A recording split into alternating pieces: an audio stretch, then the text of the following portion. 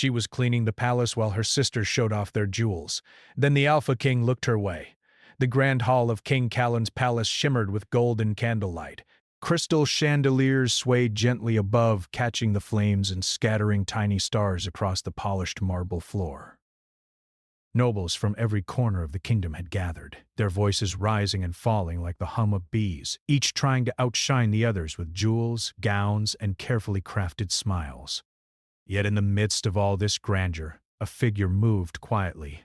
She was small and unassuming, dressed in a simple gown that had once been fine but had faded with time. Her dark hair was tied back, strands falling loose around her face as she pushed a broom across the marble. She did not laugh or chatter, she did not wave to admirers or lift her head to meet the king's gaze. She simply worked. Her name was Elara, the youngest daughter of House Valoria. Once, her family had been wealthy and powerful, their name carried with honor in every court of the kingdom, but fate, cruel and unyielding, had stripped them of influence. Their lands had been lost to taxes and enemies, their servants scattered, their jewels sold. All that remained of their former glory was the pride that clung stubbornly to her sisters. Her sisters, Lyria and Mavea, were the opposite of Elara in every way. They twirled among the nobles with shimmering gowns and sparkling necklaces, their laughter light and musical, calculated to catch the eyes of men and the envy of women. They whispered to each other, their words sharp like knives, sneers hidden behind delicate fans. Occasionally, their gazes would drift to Elara, and the youngest daughter felt the sting of their superiority. Yet she did not mind. Pride was a luxury she had no time for. The hall was alive with music, the soft notes of lutes and harps mingling with the chatter of nobles and the distant ringing of a fountain outside. And then the doors opened. A hush fell. King Callan entered. He was a man of legend, a ruler whispered about in both fear and awe. Some said he was part mortal, part something older and darker, a being whose lineage was bound to ancient magic and unspoken curses. He wore a cloak of deep midnight embroidered with silver threads that seemed to shift like smoke in the candlelight. His eyes, sharp and luminous, swept across the room, and every noble present felt the weight of his gaze as if it could pierce through stone. Elara did not look up. She had learned long ago to make herself invisible in the presence of greatness. But Callan's eyes found her anyway.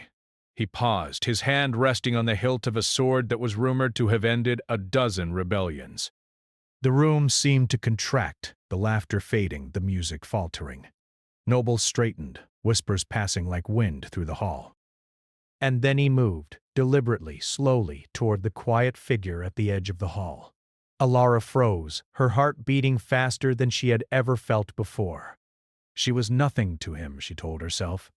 A mere shadow in the splendor of the palace, a servant disguised as a forgotten daughter. Yet he stopped before her, and the hush became a tangible thing, pressing against her like the weight of centuries. "Who are you?" His voice was low, but carried through the hall like a ripple in still water. Not the voice of a king speaking to a court, but the voice of a man who had seen too much, felt too much, and wanted something he could not name. Elara's hands trembled slightly, the broom pressing awkwardly against the marble. I am Elara, your majesty," she whispered. Her voice was small, almost swallowed by the vastness of the hall, but she spoke truthfully, with quiet dignity. Callan's eyes narrowed, but not with anger. There was curiosity there, sharp and unrelenting, as though he could see something buried in her that the rest of the world could not. "Your sisters are—" His voice trailed as though he were searching for words. He glanced toward the center of the hall where Lyria and Mavea were performing their practiced dances of attention. "Your sisters have quite a display tonight." Elara kept her gaze lowered, unwilling to grant him the satisfaction of her pride. "Yes, your majesty." "They are skilled at pleasing the court." Her words were polite, but there was no false flattery. "Just honesty!" A flicker of something unreadable passed over Callan's face. Amusement, perhaps, or surprise. He took a step closer. "And you? Do you find this display pleasing?" Elara hesitated. She wanted to say nothing, to retreat into the shadows where she belonged. But something in her chest, a stubborn spark that refused to bow to fear, pushed her forward. "I find it empty." I prefer truth, your majesty, even if it is small and overlooked. The words hung between them, fragile yet piercing. Kaelin studied her for a long moment, as though measuring her soul against the weight of the crown he carried. And then, slowly, a faint smile brushed his lips. Not a smile of amusement or mockery, but something softer, something rare. Truth, he murmured. Perhaps that is exactly what I have been seeking. The hall seemed to exhale. Nobles shifted uncomfortably, uncertain if they should intervene or flee. Lyria and Mavea's smiles faltered as they noticed the king's attention had left their glittering display. They exchanged a glance, a silent accusation, before forcing their smiles once more. Kaelin's eyes lingered on Alara, tracing the line of her jaw, the gentle curve of her hands, the quiet strength in her posture. She did not flinch, though every nerve in her body screamed to retreat. There was a balance between them, subtle and electric, a tension that whispered of power, danger, and the possibility of something more. You will walk with me, Kaelin said suddenly, his voice decisive, leaving no room for refusal. Tonight, you will not remain in the shadows. Alara's heart leapt. She wanted to protest, to remind him of her place, but she knew the futility of such words. With a careful bow, she allowed him to take her hand, his touch firm but not cruel. The warmth of it startled her as though fire and ice had collided on her skin. The nobles whispered among themselves, some in awe, some in jealousy, some in fear. The king's interest in the overlooked daughter of a fallen house was unprecedented. Yet Kaelin paid no mind. His attention was solely on her. He led her to the balcony overlooking the gardens where the night sky stretched endlessly, studded with stars. The air was cool and scented with jasmine. Below, the palace grounds gleamed in shadow and moonlight, fountains spilling silver across the marble paths. Do you often find yourself cleaning while others bask in glory? Kaelin asked, his tone a mixture of curiosity and something deeper, something unreadable. Alara shook her head slightly embarrassed. It is not my choice, your majesty. My family, my sisters, she hesitated, unsure how much to reveal. They demand it. I am accustomed to being unseen. Kaelin's eyes softened. Unseen, yet not without worth. You carry yourself with a quiet dignity that most here will never know. They may wear jewels, but they cannot wear courage or truth. Her chest tightened. No one had ever spoken to her like this, not with such recognition and such weight. She wanted to look away, to return to the shadows where she felt safe, but something in Kaelin's gaze held her there, steady and unyielding. And you, Alara, he asked quietly, do you wish to remain unseen, or do you wish to be known? The question lingered like smoke in the night. She did not have an answer, not fully. To be known could mean ruin or elevation, danger or salvation. Yet in her heart, a spark of longing flickered. Longing for recognition, for respect, for a chance to step beyond the quiet corners of her life. I do not know, she whispered. Kaelin nodded, as if he understood more than her words could convey. Then perhaps we shall discover it together, he said, turning his gaze toward the distant horizon where the first stars of dawn began to waver against the night. Below, the palace hall continued its revelry, oblivious to the quiet revolution that had just begun on the balcony. Alara felt a strange shift within herself, a stirring of courage and curiosity, and an awareness that her life, once invisible, overlooked, and quiet, was about to change in ways she could not yet imagine. Kaelin's hand lingered near hers, a promise unspoken and heavy with meaning. And for the first time, Alara wondered if being seen might not be terrifying but necessary. As the moonlight painted their faces with silver, a soft wind whispered through the gardens, carrying the scent of jasmine and the promise of unknown destinies. Somewhere deep within the palace, shadows shifted, and Alara felt the pull of a story larger than herself, one that would bind her to the Alpha King in ways she could not yet fathom.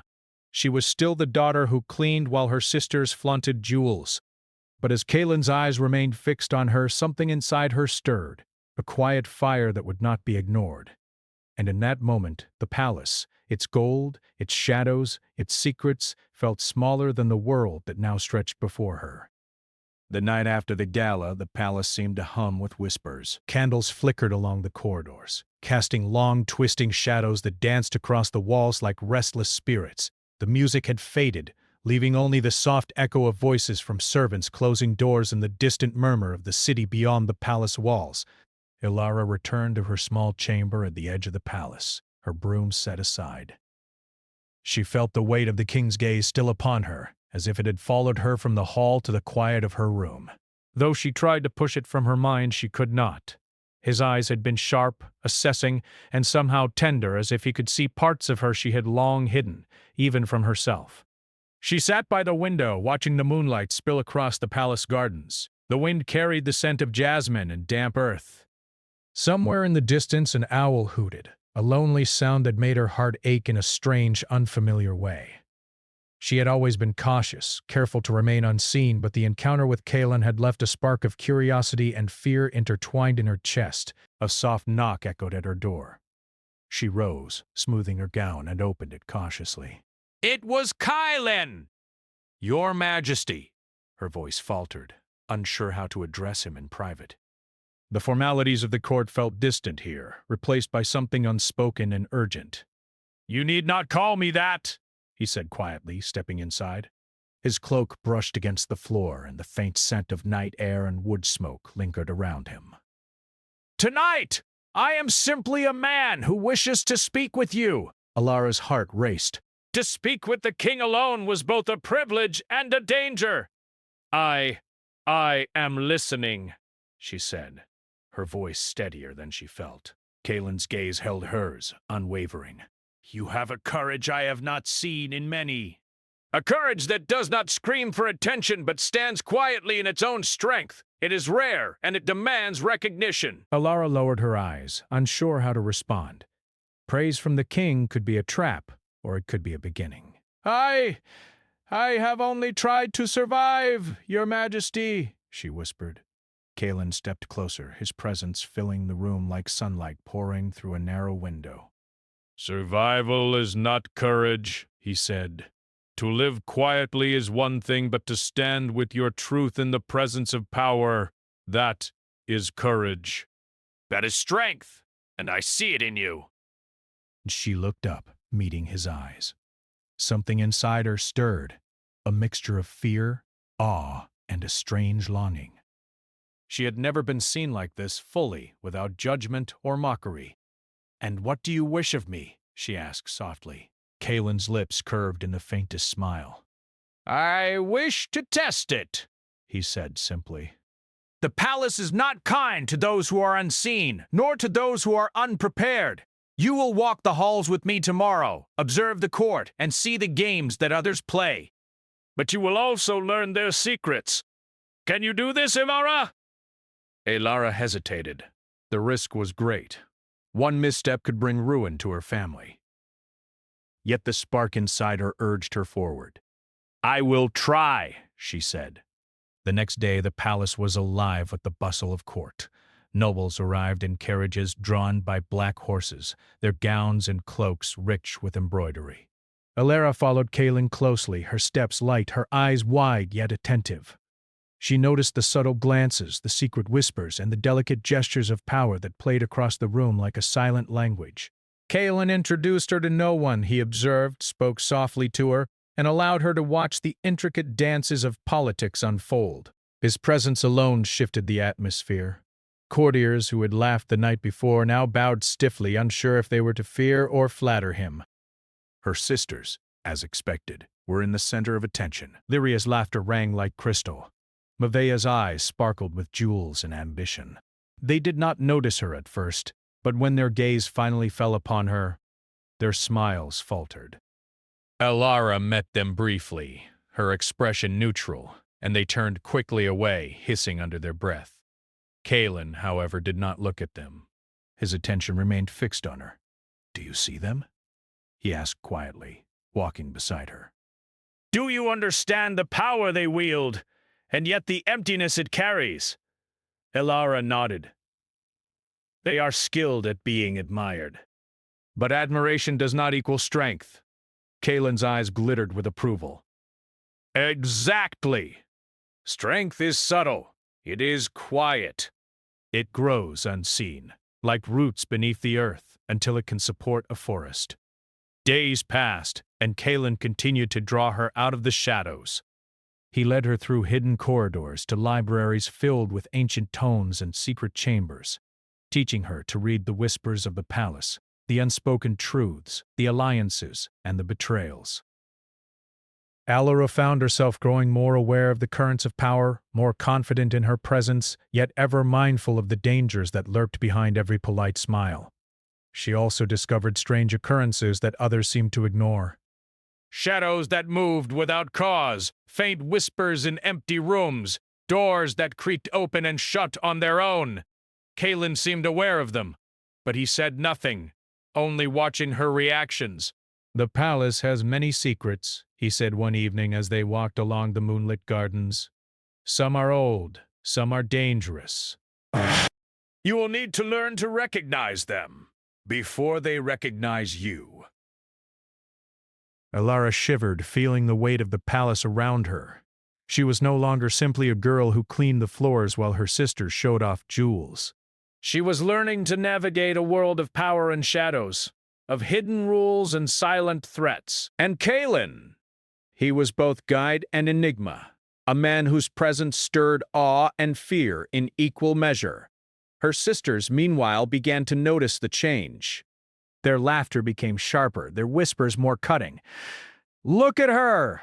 Lyria hissed one night in the hall. "Creeping like a shadow beside the king!" "Does she think she belongs among us?" Mavea's eyes glittered with envy. She dares not speak. And yet he notices her. What magic does she hold? They did not know that Alara held no magic that could harm them. Only courage, honesty, and an awakening sense of her own power. They underestimated her because they measured worth by jewels, gowns, and applause. She measured worth by truth, resilience, and the ability to endure without breaking. One evening, Kalen led her to the palace roof, where the city lay beneath them like a sea of silver and shadow. The wind whipped around them, carrying the scents of smoke and flowers. He stood close, not touching, yet close enough that she felt the warmth of his presence. "There is danger coming," he said quietly. "The world outside this palace is not gentle. Shadows are gathering, and not all are content to remain hidden. You must be ready for what is to come." Alara's heart pounded. What danger? Kalen's gaze was distant, haunted. The kind that tests courage, that forces choices you are not yet ready to make. But you, I believe you may rise to it. Her pulse quickened, a mixture of fear and excitement. "I will do my best," she whispered. "I want to be ready." Kalen's eyes softened. "Do not underestimate yourself. The world will try to define you by what you lack. But strength, courage, they are born from what you endure, from what you refuse to surrender. Remember that." As the days turned to weeks, Alara grew more confident. She began to speak softly in council chambers, offering insight when Kalen prompted her, and observing alliances with a careful, discerning eye. The nobles began to notice her, though some still sneered and others whispered that the king had taken a foolish interest in someone so lowly. But Kalen did not waver. He continued to challenge her, sometimes with questions, sometimes with tasks that tested her mind and heart. Each challenge revealed not only the strength in her, but also the depth of his own burdens, the shadows that clung to him, the weight of the crown, and the curses whispered in the legends of his bloodline. One night, as they walked through the moonlit gardens, Kalen paused near a fountain. The water shimmered with silver light, reflecting the stars above. He turned to her, his expression unreadable. "Do you understand what it means to stand beside power, Alara?" he asked. She met his gaze steadily. "It means responsibility. It means danger. And it means choices that may change everything." Kalen nodded, a faint smile touching his lips. "Then you are learning. That is more than most ever know. And then, as if drawn by some unseen force, a shadow moved near the fountain.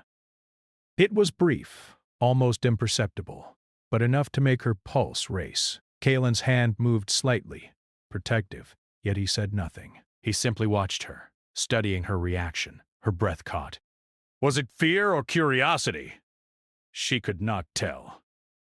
The shadow vanished as quickly as it had appeared, leaving only the rustle of leaves and the whisper of wind. Kaelin's gaze lingered. The palace is full of secrets, he said quietly.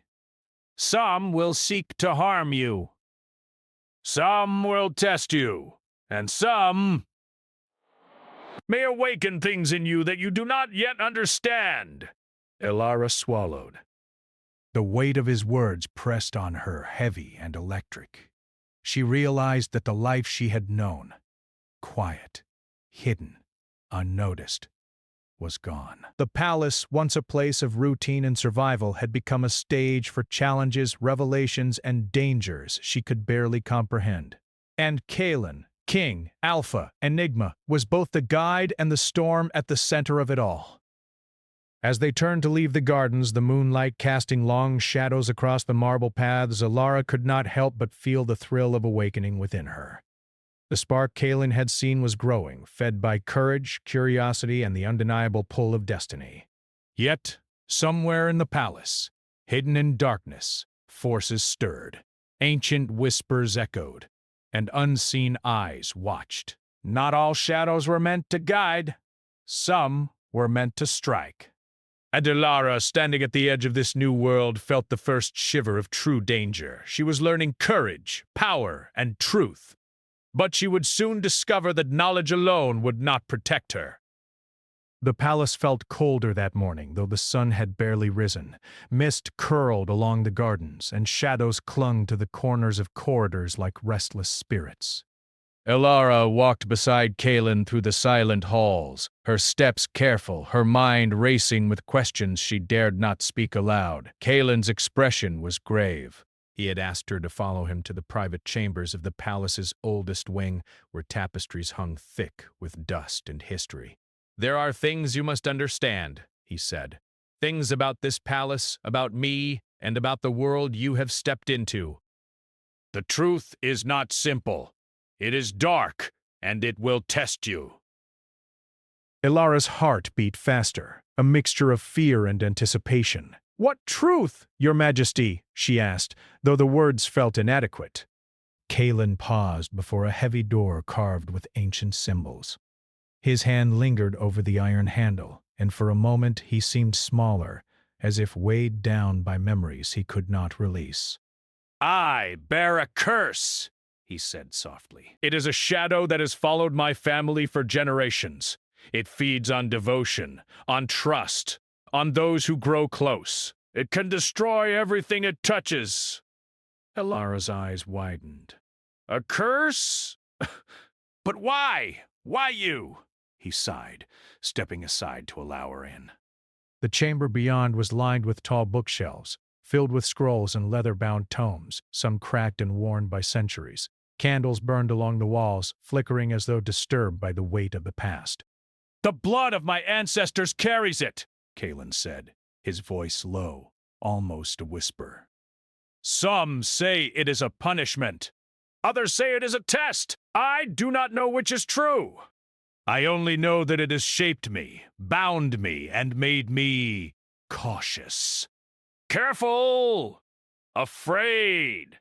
Elara looked around the chamber, feeling the heaviness of the words, the silence of history pressing in. And me? She asked. What does this mean for me? Kaelin met her gaze, eyes dark and stormy. It means that to be close to me is to be at risk. But it also means you may be the one to change it. I have watched you, Elara. You have courage, strength, and clarity that others lack. There is a lineage in you, one long hidden, one that may hold the key to breaking what I cannot break alone.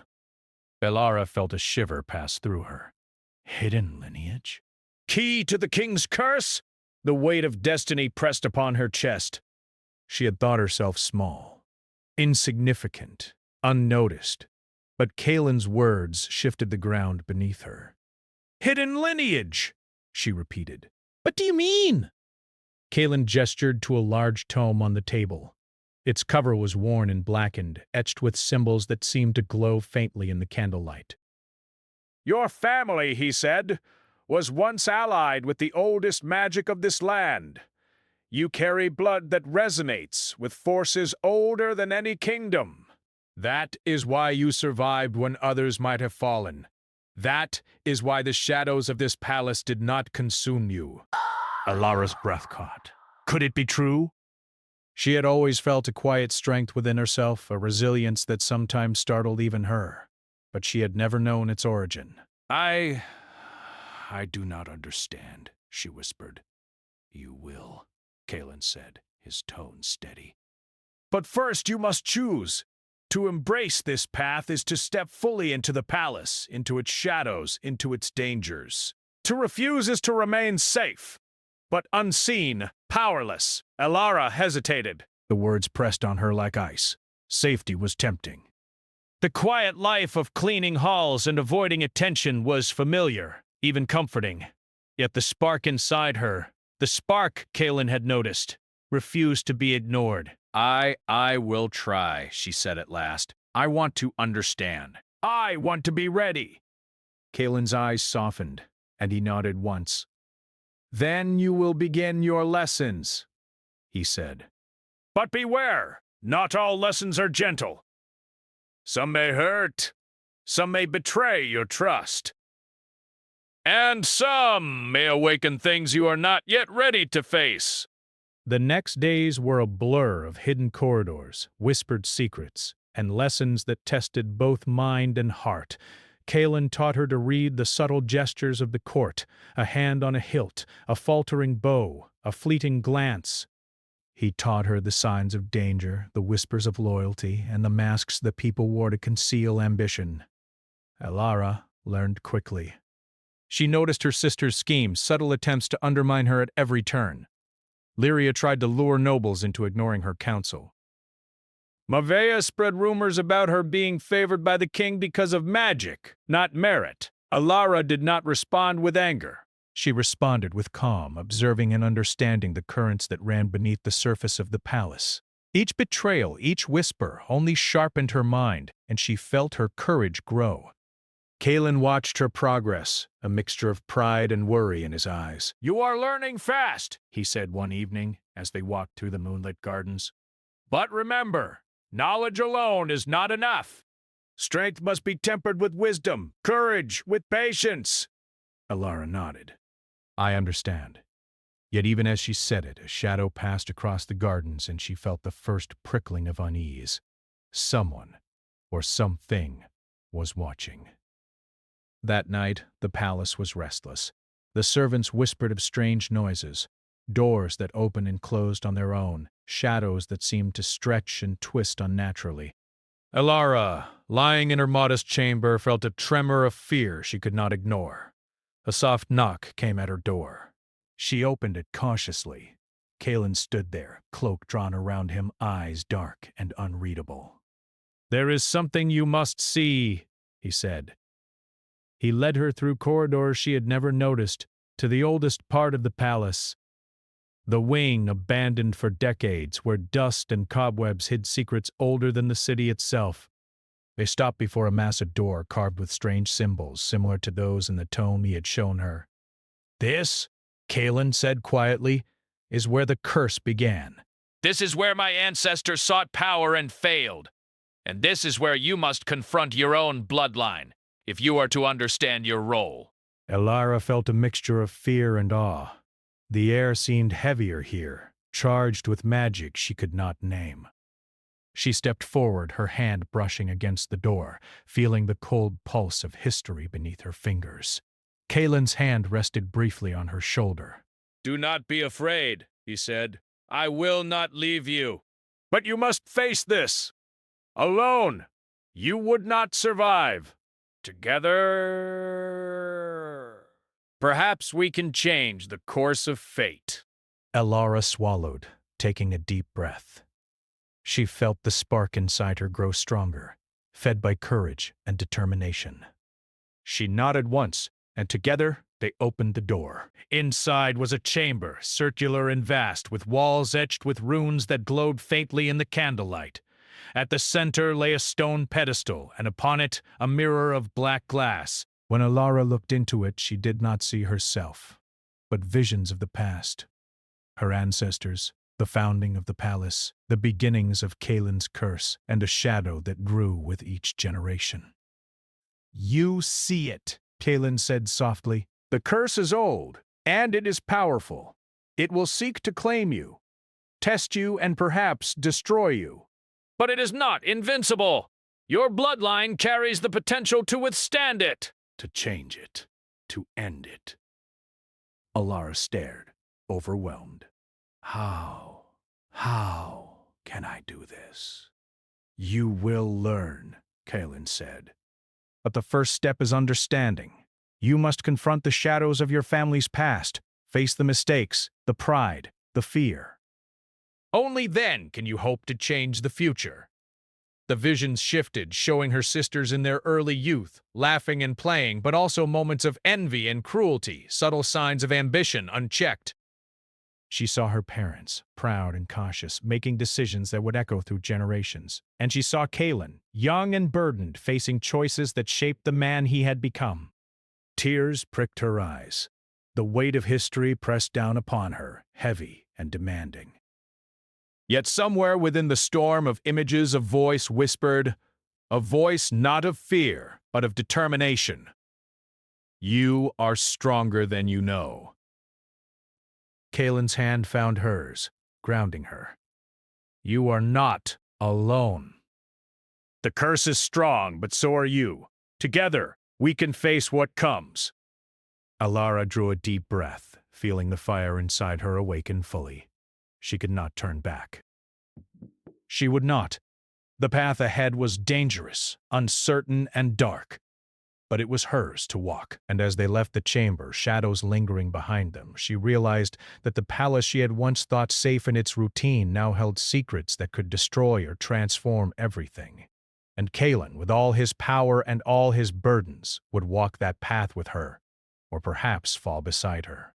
The winds whispered through the halls that night, carrying voices that had not been heard for centuries. Some whispered warnings, some blessings, and some, Alara could feel it, spoke of change. For the first time, she felt ready. And yet, in the deepest corners of the palace, a hidden figure stirred, watching. Not all shadows were meant to guide. Some were meant to strike. Alara's journey had only just begun. The palace had never felt heavier. Shadows clung to the corridors like living things, curling along the walls and across the marble floors. Even the sunlight that tried to pierce through the tall windows seemed muted, filtered through layers of dust and tension. Alara moved carefully, her heart beating fast. The past days had tested her courage, her mind, and her growing power. Every lesson Kaelin had given her, every shadow she had faced had prepared her for this moment. Yet nothing could have prepared her for the feeling in the air now, electric, alive, and dangerous. Kaelin walked beside her, his cloak brushing the floor, eyes sharp and unyielding. "The curse has grown restless," he said quietly. "It senses your strength. It senses our unity.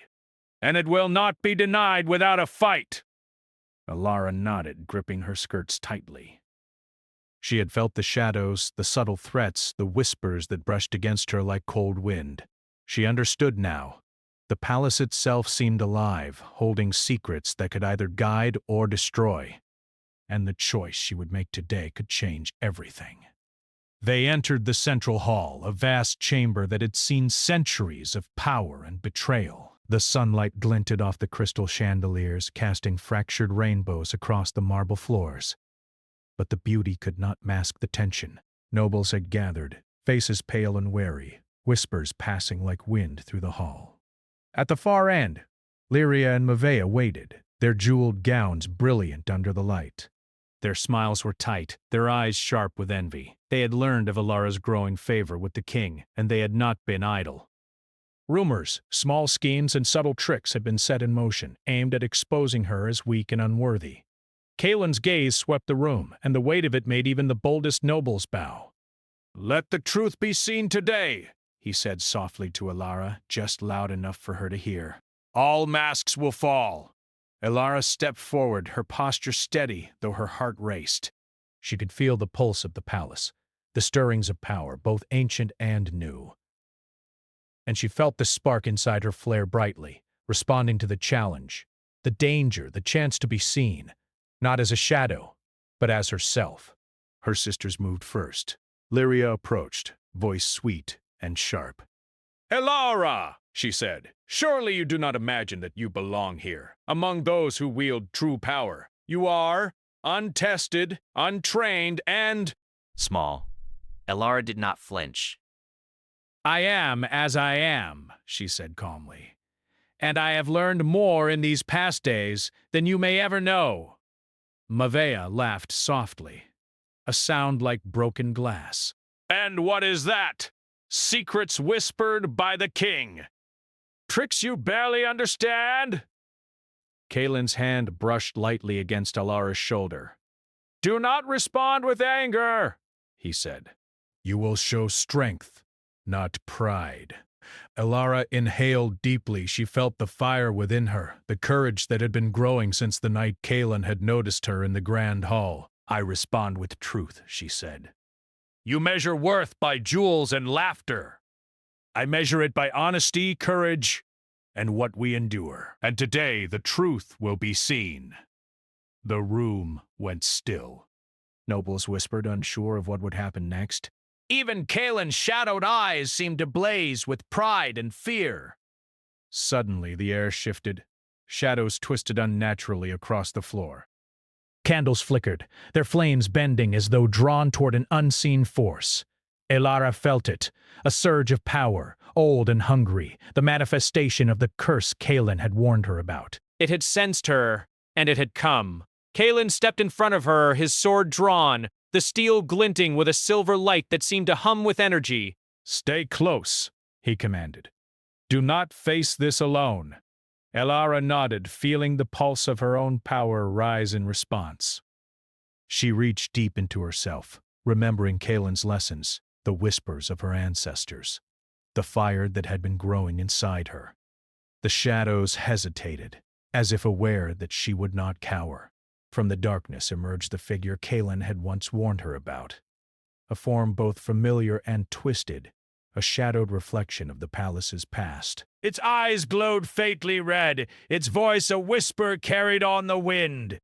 "You cannot change what is meant to be," it said. "The curse is eternal. You will fail." Elara stood taller. "You do not understand," she said firmly. "The curse is strong, but it is not stronger than courage, truth, or unity. You will not control me." Kaelin moved beside her, his presence steady, strong. "Together," he said, "we can face it, but it will test us, and it may try to tear us apart." The shadow lunged, a swirl of darkness and rage. Elara focused, feeling her bloodline stir, the power that had been quiet for so long now awakening fully. She reached for it, calling the courage and strength of her ancestors, the lessons she had learned, the fire that had grown within her. The clash was like wind against stone. Kaelin's sword struck the shadow, but it shifted, avoiding the blow with impossible speed. Alara's hands glowed faintly, a soft silver light emanating from her palms. She reached out, and the shadow recoiled, unable to withstand her courage. "Focus!" Kaelin shouted. "Do not let it fear you. It feeds on doubt." Elara's heart pounded.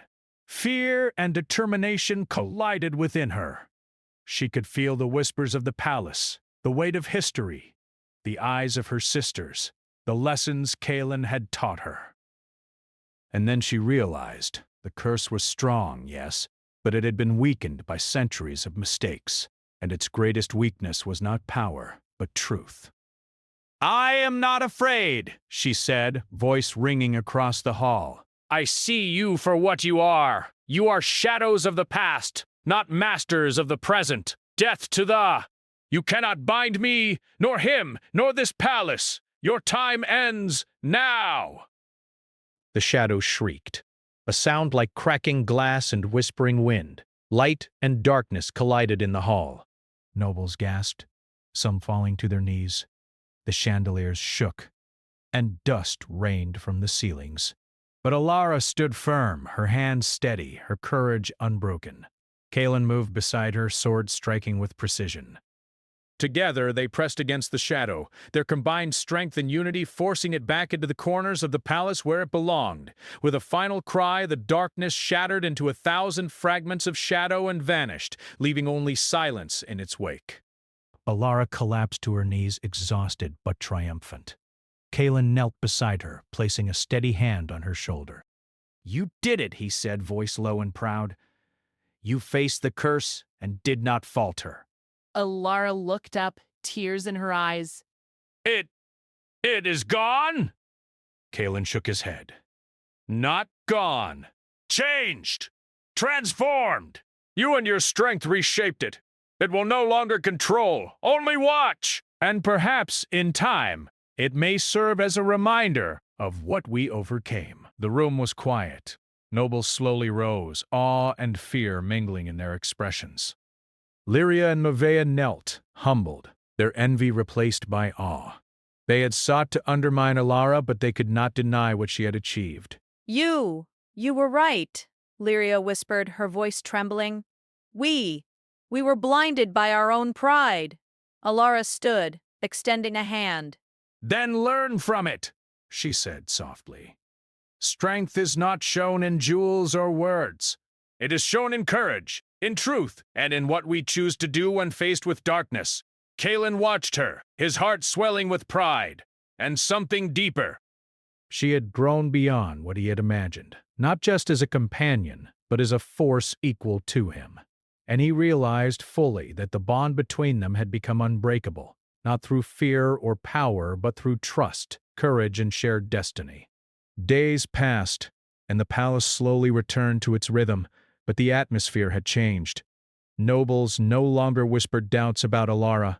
She walked the halls with quiet dignity, recognized not for her beauty or her silence, but for her courage and wisdom. Kaelin remained by her side, not as a ruler commanding a subject, but as a partner facing the challenges of a kingdom together. Her sisters, though humble, began to show respect. Their pride was tempered, and the lessons of envy and ambition were etched into their hearts. They had learned that true power could not be taken lightly, nor could it be claimed without understanding. Alara, once invisible, now moved as a presence in her own right. She had faced the shadows of the past, the curse that haunted Kaelin, and the treacheries of the palace. And she had emerged stronger, her courage shining like a beacon through the halls of stone. Kaelin took her hand one evening as they stood on the balcony overlooking the city. The sun was rising, painting the sky in shades of gold and rose. The palace, which had once seemed a place of shadows and whispers, now felt alive with possibility. "You have changed everything," Kaelin said softly, voice low and full of admiration. Alara smiled, a mixture of relief and pride. "No," she said, "we have changed everything." Together! The city below awoke to a new day, unaware of the battles fought in silence, the courage that had reshaped destiny, and the fire that now burned quietly in the hearts of the young woman and the Alpha King. As dawn broke fully over the palace, a soft wind whispered through the gardens, carrying with it the scent of jasmine and the echo of possibilities. The shadows of the past had been faced, the curse transformed, and the future was theirs to shape. And somewhere in the distant horizon beyond the city walls, the faint glimmer of unseen magic hinted that while one chapter had ended, another, full of hope, challenge, and adventure, was just beginning. Alara looked up at Kaelin, their hands intertwined, and for the first time she felt the quiet strength of destiny resting not only on the kingdom, but on the choices she had made, the courage she had embraced, and the love that had grown amidst shadows and trials. The palace, once a place of fear and whispers, now held their story, a story of courage, redemption, and transformation, a legend that would be told for generations to come.